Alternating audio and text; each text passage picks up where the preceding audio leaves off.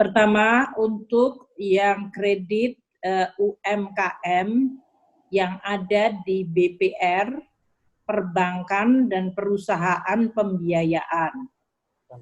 Yang di BPR itu tercatat 1,62 juta debitur. Yang di perbankan itu 20,02 juta debitur.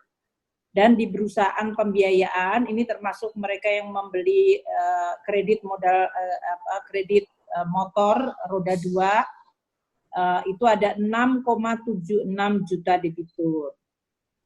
Jadi untuk para peminjam mikro kecil ini yang kreditnya di bawah 500 juta, ya, mereka pinjam di BPR atau di perbankan dan perusahaan pembiayaan yang pinjamannya di bawah 500 juta, ini setara dengan KUR. Itu ada tadi jumlahnya, jadi sekitar 28,3 rekening atau nasabah tadi. Mereka mendapatkan fasilitas 3 bulan pertama bunganya dibayarkan oleh pemerintah sebesar 6%, dan 3 bulan selanjutnya bunga yang ditanggung pemerintah 3%. Jadi dalam hal ini pemerintah memberi subsidi bunga selama 6 bulan, yaitu 3 bulan pertama 6%, sebagian dari bunganya ditanggung pemerintah, dan untuk 3 bulan selanjutnya 3%. Untuk yang pinjamannya antara 500 juta sampai 10 miliar, maka bantuan pemerintah dalam hal mereka melakukan restrukturisasi adalah 3 bulan pertama bantuan bunga 3%, dan 3 bulan kedua bantuan bunganya 2%. Ini adalah para debitur atau peminjam untuk usaha kecil menengah yang sampai tadi kreditnya sampai dengan 500 juta dengan skema yang tadi subsidinya, dan untuk yang kredit menengah di mana kreditnya antara 500 juta hingga 10 miliar. Bank-bank bisa memberikan restructuring dengan penundaan pokok selama 6 bulan, dan kemudian para krediturnya tadi bisa, debiturnya tadi bisa mendapatkan subsidi bunga dari pemerintah. Kemudian yang untuk usaha kecil yang di bawah, yang kredit usaha rakyat, itu treatmentnya yaitu 8,33 juta debitur. Treatmentnya persis dengan tadi kredit usaha kecil yang pinjamannya di bawah 500 juta.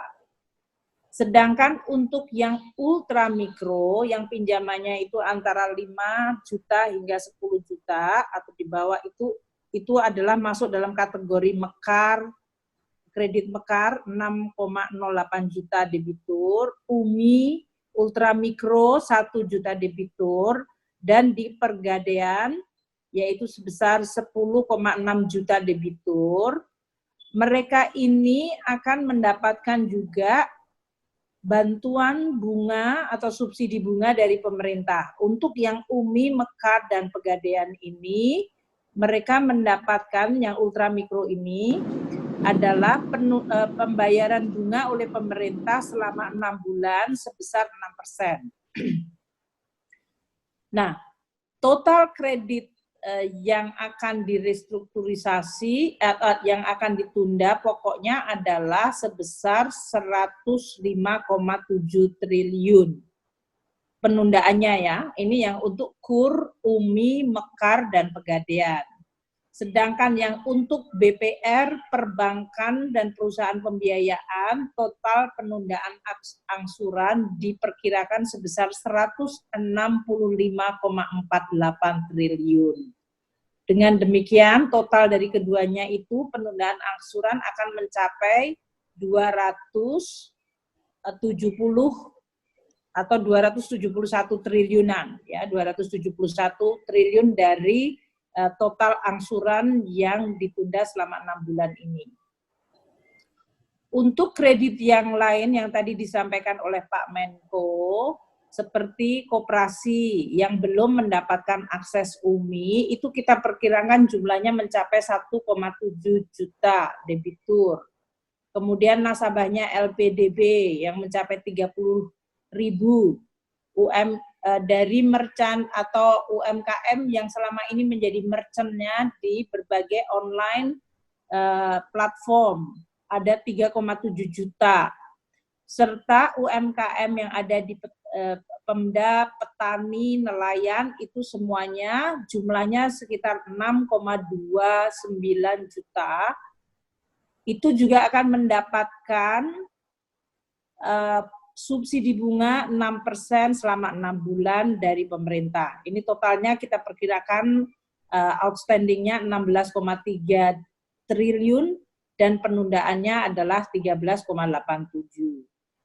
Nah, syarat-syarat yang tadi telah disampaikan oleh Pak Menko adalah, pertama, pemerintah akan minta kepada bank untuk membuat proposal untuk para debitur yang memenuhi syarat. Debitur yang memenuhi syarat itu adalah yang mereka memang terkena COVID, yang nilai tadi kreditnya adalah kalau untuk KUR berarti sampai 500 juta, untuk menengah sampai 10 miliar, dan untuk UMI yang kecil tadi. Debitur itu memiliki track record yang baik, jadi mereka selama ini selalu bisa membayar kreditnya dengan kategori lancar, yaitu kolektibilitas 1 dan 2. Dan mereka tentu kita harap memiliki NPWP dan pembayaran pajaknya baik. Mereka tidak masuk dalam daftar hitam dari OJK. Dan kemudian bank-bank ini dengan proposal tersebut yang diverifikasi oleh BPKP, kami kemudian akan bisa memberikan subsidi bunganya. Kalau bank kemudian karena adanya penundaan angsuran menghadapi masalah likuiditas, pemerintah tentu akan menyiapkan, pertama tentu di dalam mekanisme yang selama ini sudah ada di dalam interbank maupun dengan Bank Indonesia, namun pemerintah juga menyiapkan suatu cadangan bantuan dukungan likuiditas bagi bank-bank yang melakukan restructuring itu dengan penempatan dana pemerintah di bank tersebut. Yang ini semuanya nanti akan diatur di dalam PP yang tadi Bapak Presiden minta supaya diselesaikan dalam minggu ini, sehingga bisa kita segera melakukan program ini kepada masyarakat melalui tadi perbankan dan lembaga keuangan BPR, dan bahkan melalui lembaga UMI dan lembaga PMN serta BAV dan Pegadaian. Untuk kredit modal kerja yang Bapak Presiden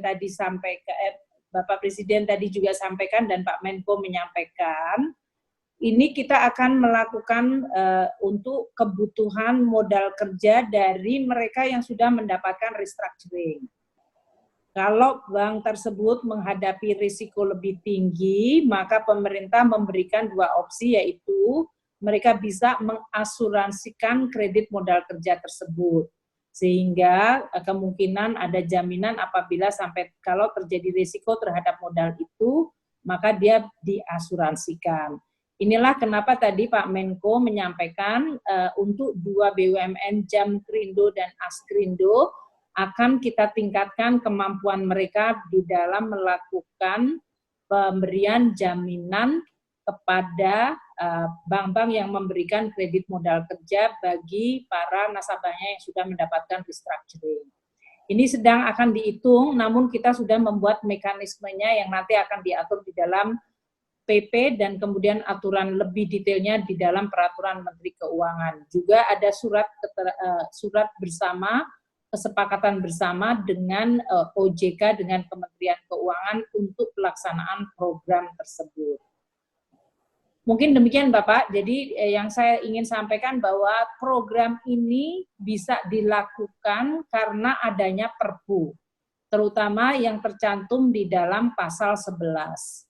Jadi ini adalah melaksanakan program yang diamanatkan di dalam Perpu, di mana pemerintah melakukan langkah untuk menjaga dan mempertahankan kemampuan ekonomi dari para pelaku usaha, melalui tadi penempatan dana, melalui penjaminan, melalui PMN, dan melalui investasi. Ini adalah pelaksanaan dari Perpu tersebut. Kalau ini kemudian bisa berjalan, kita harap dampak ekonominya kepada masyarakat dari COVID ini bisa dikurangi atau diminimalkan. Mengenai bantuan modal kerja, tadi yang telah disampaikan sebetulnya oleh Pak Menko, adalah kita akan mengidentifikasi berdasarkan tadi dari perbankan tentunya bahwa kredit usaha kecil menengah tadi yang mendapatkan restructuring, mereka dalam waktu dekat mungkin akan membutuhkan modal kerja untuk memulai lagi aktivitasnya. Ini jumlah estimasi berapa kebutuhannya, tentu kita lihat berdasarkan total outstanding kreditnya dan kemungkinan berapa banyak mereka akan memulai kebutuhan untuk modal kerja yang barunya. Ini yang sedang kita hitung bersama-sama nanti dengan OJK dari sisi profil kreditnya dari UMKM tersebut. Yang kedua, mekanismenya tadi sudah saya jelaskan, ada dua mekanisme yang sedang kita timbang, apakah melalui pemberian bantuan untuk premi dari asuransi kreditnya, atau melalui PMN di dalam Jamkrindo Askrindo. Karena kita ini sekarang akan terus membuat penyelesaian, nanti di dalam PP-nya dibuat terbuka opsi 2 tersebut. Sedangkan kebutuhannya nanti kita akan hitung. Seperti yang terlihat di dalam seluruh program penanganan COVID ini, semuanya bergerak secara sangat dinamis. Dari mulai bulan Maret, waktu Perpu diterbitkan, sampai dengan sepanjang bulan April ini, kita lihat banyak sekali program-program yang dimodifikasi terus. Makanya kami di dalam penetapan nanti berapa anggaran dipakai untuk apa, kita akan terus melakukan sesuai dengan azas akuntabilitas, update kepada masyarakat, termasuk kepada DPR, dan nanti kita tentu akan laporkan ke BPK. Jadi dalam hal ini kita akan segera menyelesaikan PP. Bapak Presiden mengharapkan secepat mungkin, saat ini sedang di dalam proses panitia antar kementerian dan harmonisasi. Kita upayakan untuk segera bisa selesai dalam minggu ini. Pada saat yang sama, kami juga sudah mulai menyiapkan PMK untuk pelaksanaannya. Dan tentu karena ini nanti bekerja sama dengan OJK dan BI, kita juga akan menyelesaikan seluruh peraturan tersebut. Kapan? Kita harapkan awal Mei sudah bisa jalan. Dan oleh karena itu, kalau PP-nya sudah selesai, kita harapkan berarti minggu depan sudah bisa berjalan di lembaga-lembaga keuangannya. Itu yang kita sekarang sedang kebut, tadi Bapak Presiden sudah minta kecepatan menjadi sangat penting.